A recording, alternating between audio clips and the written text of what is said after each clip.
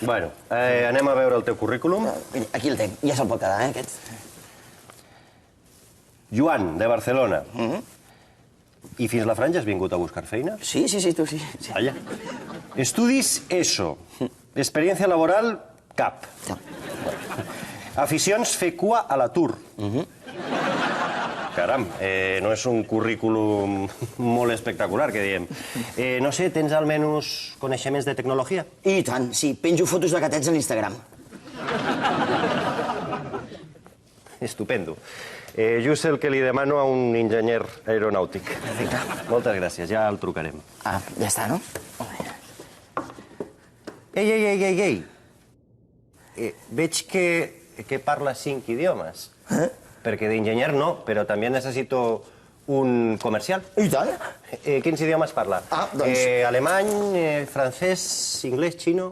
No, jo parlo català, mallorquí, valencià, andorrà i des de fa només una setmana aragonès oriental. Tu m'has vist cara de tonto o què? Tot això és el mateix? No, que va, perdoni, però no. Miri, seria un honor treballar aquí. Jo ara ho he dit en català. Seria un honor treballar aquí, aragonès oriental. Ja ho diu el PP, a la franja no es parla català. Català mai, però tampoc s'ho ha de prendre al pie de la letra. Vull dir, repudiar el català és una moda com els gintònics, com mirar el programa de Jaume Barberà. Un moment, però com que una moda? Jo he fet un gran esforç per mantenir aquesta entrevista en aragonès oriental. Per mi és molt... Per mi és molt...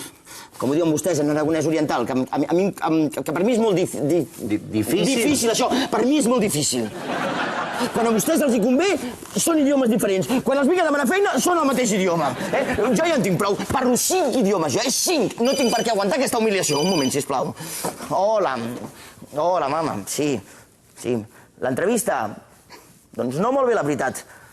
Tio, aquest és un imbècil dels collons. Sí, no he sortit, tranquil·la, però no passa res perquè no m'entén. Ell parla aragonès i jo parlo català.